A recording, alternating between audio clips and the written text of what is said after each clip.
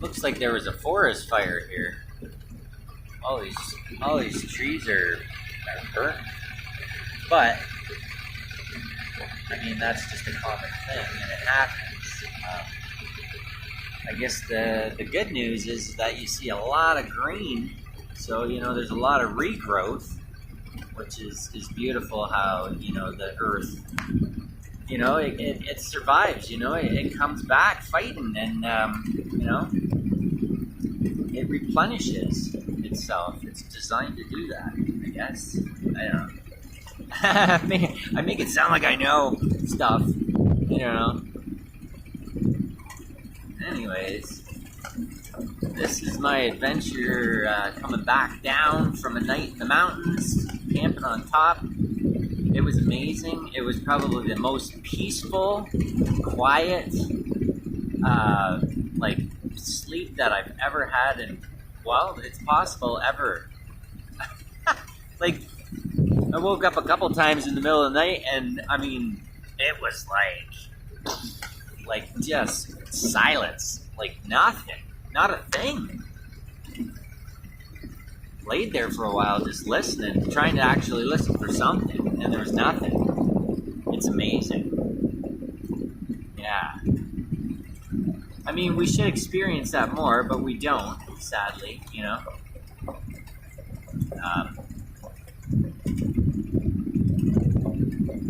Anyways, there was something I wanted to talk about, but I can't even remember. There was something I was thinking about this morning.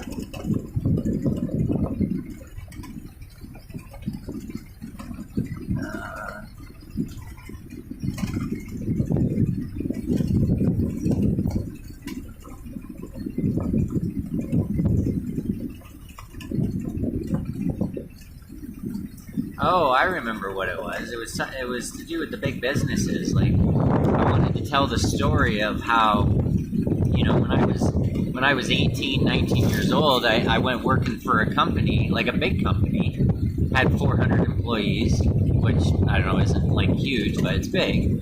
It was a jam factory. They made jam. And then they also made all kinds of other things for other companies, No Name, President's Choice, whatever.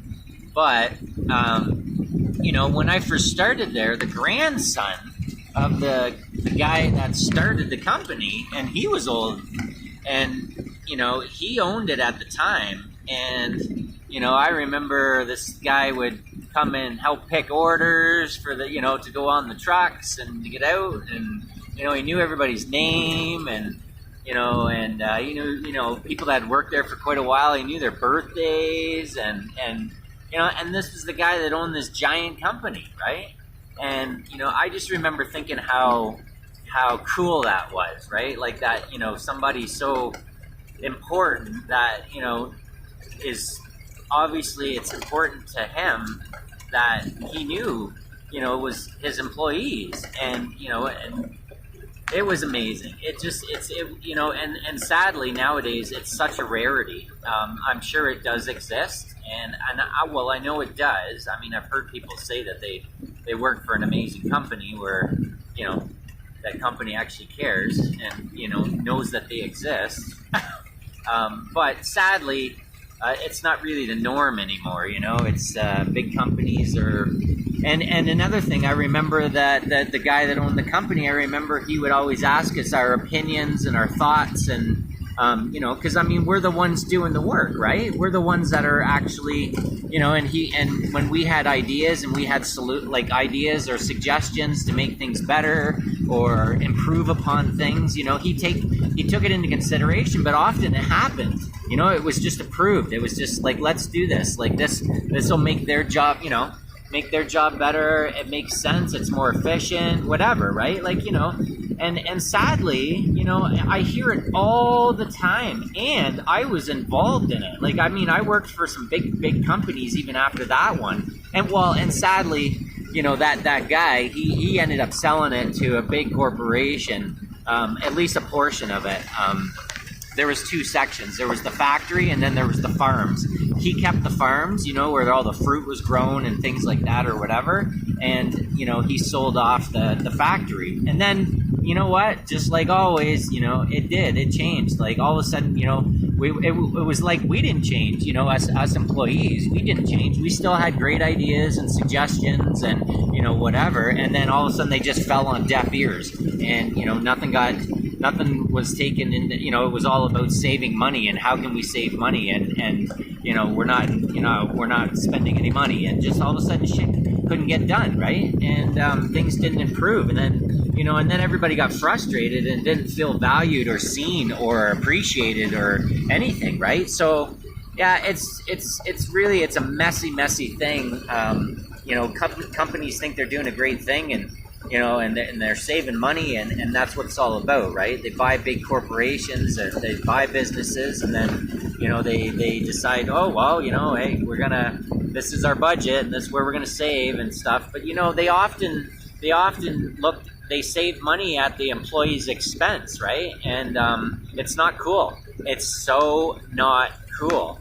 There's other ways to save money. There's other ways to be efficient, and I'm not to say that every idea has to be approved and money has to be spent, but it's a consideration that should be considered more often and taken a little bit more seriously. And because what the end result is that often things do run more efficient, but you also have happier employees, right? People that feel valued and appreciated and seen, and then they don't mind coming to work every day. You'll start to get, holy shit, look at the size of that tree, guys.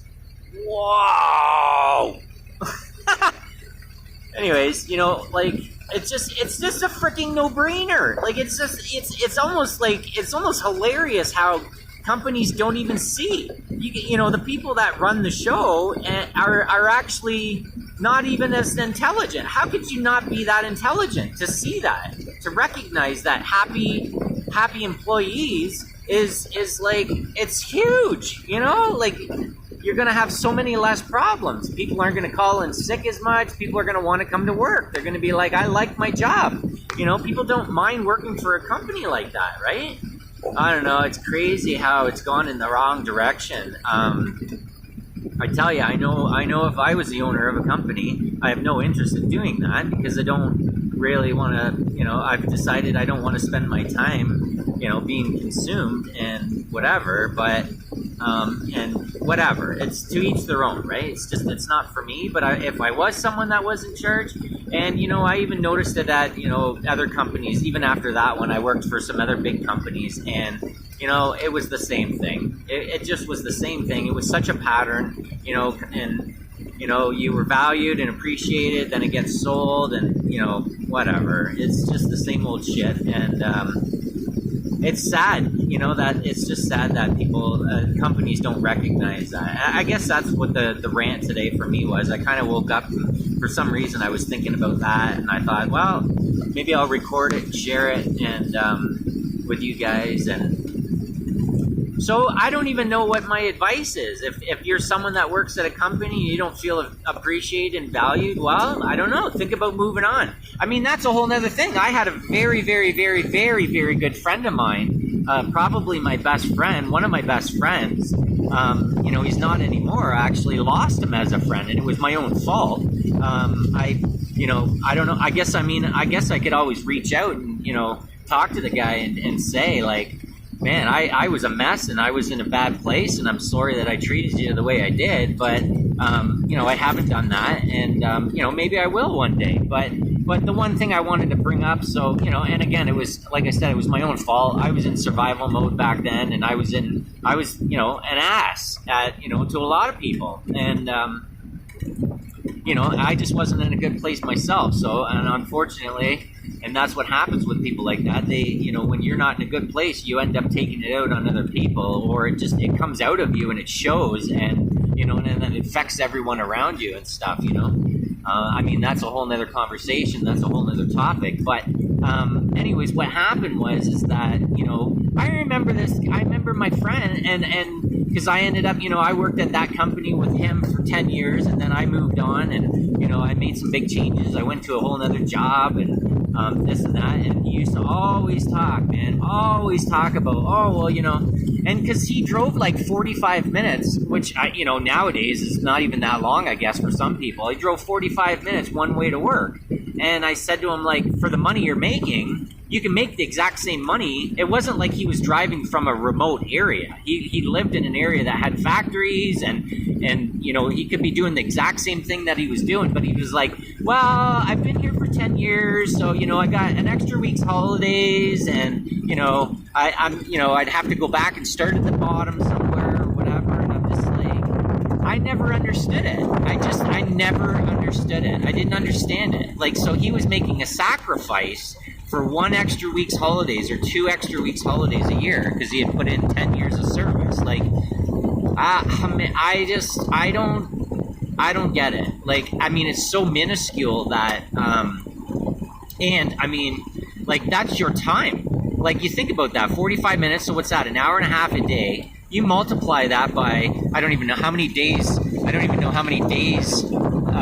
year that we work or whatever, but like, you multiply that up, and that's a lot of your time. Unless you are someone that literally freaking loves to drive in traffic. Like, he drove down a highway that is like insanely busy, and like back in the greater Toronto area, well, it was actually like Niagara Falls or whatever, but holy shit, like sitting in traffic for 45 minutes. It's not even like you just have a nice country drive and you're looking at trees and like you're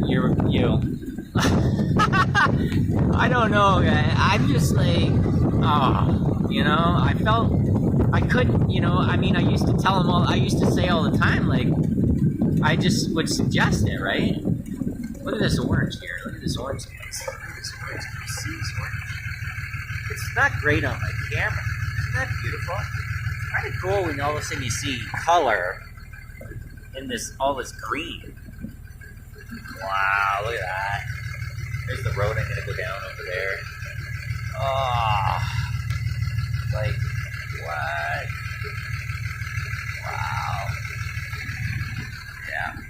Anyways, yeah, guys, don't suffer. Like, take some time and seriously think about it. I won't mention any names, but I know some other people that are just, like, honestly, let's get into it. You know what? Companies are designed to trap you. And, oh, wow, you're, like, how many people do you know that talk about their pension and talk about, like, like, everything's designed, man. Like, people don't even see it. It's a design, and maybe you're okay with it, and that's just, you're okay with that life. But if you, are someone that, like, takes time to think about, like, what's really important in life and what's important to you and how you want to, if you recognize that you're okay just being in the system and, grinding away and getting to that point where you've built up a nice little pension, and then you can go and relax and enjoy yourself if you can. Like, hopefully you can. I know a lot of people that are 70, 80, 90 years old and even over 90 that,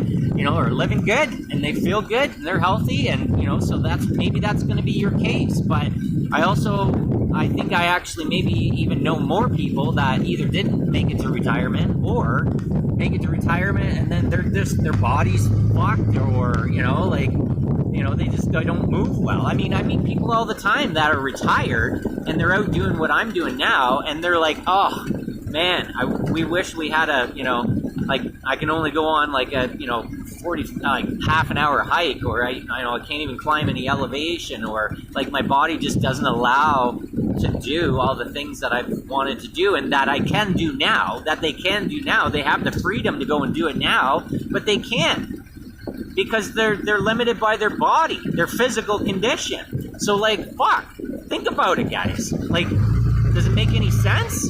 Does it make any sense to have only 2 weeks a year or 3 weeks a year that you can run out there and try and fucking climb a mountain and then run back to work for, 300 weeks of the year? It doesn't make any sense. It just doesn't make any sense. But I mean, if that, like I said, if that's cool with you, then that's cool with you. But it doesn't make any sense to me. It just doesn't. And I know that we need money and we need to make money. I'm not rich. I need to make money too. But sometimes I realize a lot of people have the blinders on. I use that as an example. I say blinders, like, I mean the horse blinders. You know how horses have those blinders? I'm not even a horse guy. I don't know, but I'm assuming it's to keep them straight or so they don't see outside stuff and get distracted and they can see the path in front of them. That is literally, that's their only choice and option. It's a great analogy. I use it all the time. I like that one, the horse blinders, because it's a thing that we, as humans, a lot of us have horse blinders. We don't see outside of the box. We don't see the peripheral vision of, anyways, you don't know, right? You don't know. Like, you might think, well, I can't do it. Oh, that's great, Jamie, you're talking about it, but I can't do it. I can't go anywhere. I'm stuck to this. I'm stuck. I'm trapped. I have to pay my bills. I have to do this. I have to go to work. I have no choice. You know what? That's fucking bullshit. That's what it is bullshit, because you know what? We all have a choice. We all have options. You just, if your options and your choices and whatever might be different than mine, but there's always more options. There's always more choices. There's always like things that we don't see, and that's the thing. You might not ever see it. So, here's the thing. So start engaging. We all have different comfort levels. I know I've been told that I have the gift of gab, so to speak, where I'm just naturally comfortable, literally like, saying, hey, stranger, to anybody. How's it going? What are you doing? What's up? And not everybody has that within them. A lot of people, don't have that comfort level and don't have that. And I realize that. But, maybe that's something that you can work on, or, even just dive into the internet. You know what I mean? Like, it's at our fingertips. We have the gift of the internet today, to this day and age, where, we could be using it to our advantage. Look at this tight turn. Holy shit balls. Wow. Oh, man, now I'm going to have... see, I got the thing on my other side now. I don't know. I feel calm. I feel good. It's all right, guys. I'm not nervous. It's all good. Anyways, I feel like, you guys, there's always more options. That's the thing. And that is such a pattern. That is such a pattern that I recognize within other people. I have these conversations with people and, I didn't think of that. Oh, well, maybe you're right. Oh, I never, and that happens all the time. And it even happens to me. Like, people suggest things to me all the time. I'm so completely open to everything. Like, I might not agree with everything that you're saying, or I might not, but I'm listening. That's the thing. And I'm retaining it, and I'm engaged. Like, I'm thinking about what you're telling me, and if it makes sense for me, then I will be open to it. And I mean, like I said, I'm open to everything, but I might look into it if it makes sense to me. And people tell me stuff all the time that I follow. I mean, exactly where I am right now up in the mountains was because a whole huge spider web trickle effect thing. Like, I got a 80-something year, 90. She's over 90. I got a 90-year-old friend that I met in Baja, and she's up near Spokane, and but in Idaho. And I'm on my way to maybe have a visit with her. I did reach out, and she said, "Yeah, let's have a coffee or tea and reconnect or whatever." So then I looked at my path. And of course, I was at my other friends that I met in Baja, the couple that's my age or whatever, and I was talking to them, and he's a map guy, and he gets out the map, and he's like, oh, well, if you're going to go over here, this is a beautiful drive, and blah, blah, blah. And so, of course, then my route comes from that. So it started with the lady that's 90, right, or over 90, and then it trickled into, well, that's the way I'm going to go, cut across and go up in that direction. And then he's telling me, well, this is a cool, road or access to go down or whatever. And then I look further into it, and I'm like, well, maybe I'll get a hike in along the way. And then I end up looking for a hike, and I mark some hike on my phone.